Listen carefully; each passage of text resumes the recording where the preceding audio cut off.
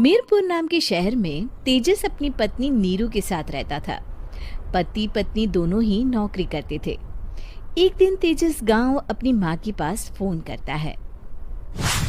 Hello, प्रणाम माँ। जीते रहो माँ, तुम दादी बनने वाली हो हैं? अरे वाह, ठीक है बेटा, मैं कल ही आती हूँ। जब माँ जी शहर पहुंची तो बेटे बहू ने बहुत अच्छे से स्वागत किया। लीजिए माँ जी, चाय। अरे गर्मा गर्म पकोड़े ले आओ माँ के लिए। नीरू रसोई में गई और 2 मिनट में ही पकोड़े ले आई। जी ये लीजिए। बहू जादू से बनाए हैं क्या?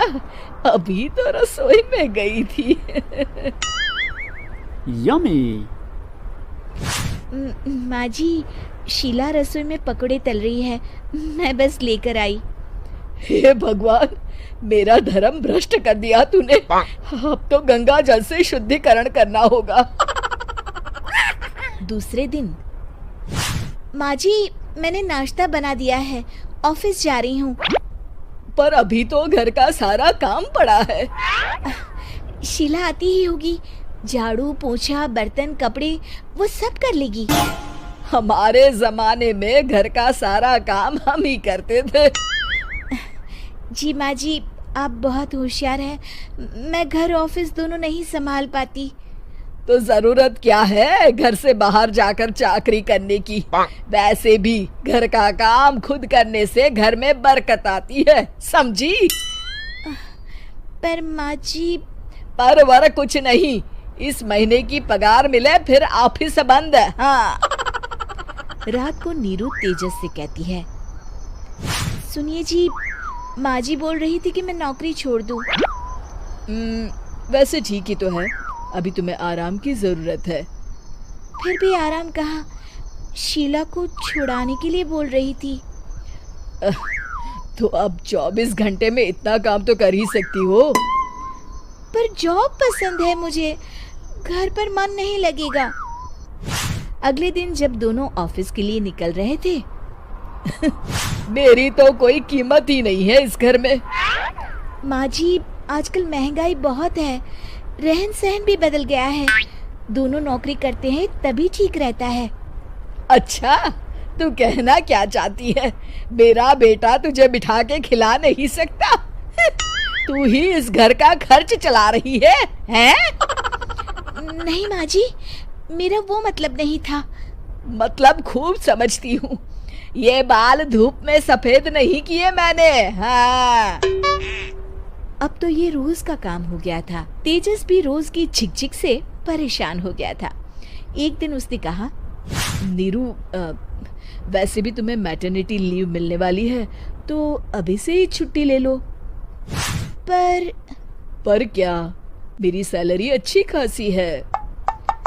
आखिर नीरू ने रिजाइन कर दिया। जब बच्चा हुआ तो घर में सब बहुत खुश हुए। कुछ दिनों बाद तेजस फाइल देख रहा था।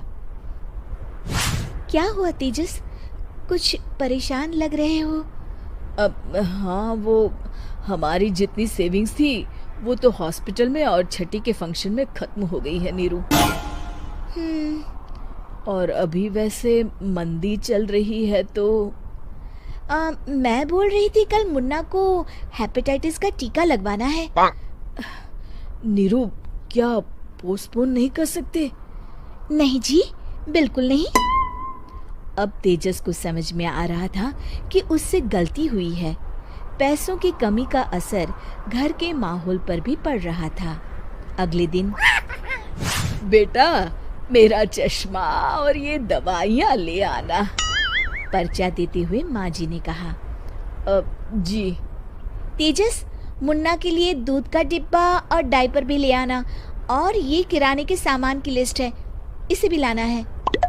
तेजस गुस्से में लिस्ट मरोड़कर फेंकता है और चिल्लाता है, पैसे क्या पेड़ पर उगते हैं? ये ले आना, वो ले आना। अरे पर ये जरूरत का सामान ही है। वो गुस्से में बिना कुछ कहे ऑफिस चला गया। अरे लंच तो ले जाइए। नीरू दौड़कर डिब्बा पकड़ाती है एक दिन खाना खाने के बाद, नीरू, अब तो मुन्ना कुछ बड़ा हो गया, तो अब तुम वापस ज्वाइन कर लो ना जॉब। पर इस रिसेशन में जॉब मिलना बहुत मुश्किल है। ट्राई तो करो। फिर मुन्ना, माँ जी है ना, और एक फुल टाइम मेड भी लगा लेंगे। पर माँ जी, उन्हें तो पसंद नहीं। तभी माँ जी वहाँ आ जाती है और प्यार से नीरू के सर पर हाथ फेरते हुए बोलती है, अब मेरी समझ में आ गया बहू, पहले के और अब के समय में अंतर है। तुम काम शुरू करो, मुन्ना की जिम्मेदारी मेरी। मेरी प्यारी माँ जी, ये कहकर नीरू उनके गले लग गई। शिक्षा, परिवर्तन संसार का नियम है, हमें भी समय के साथ चलना चाहिए।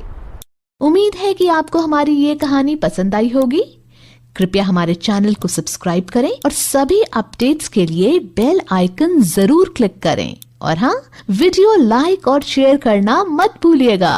Bye bye.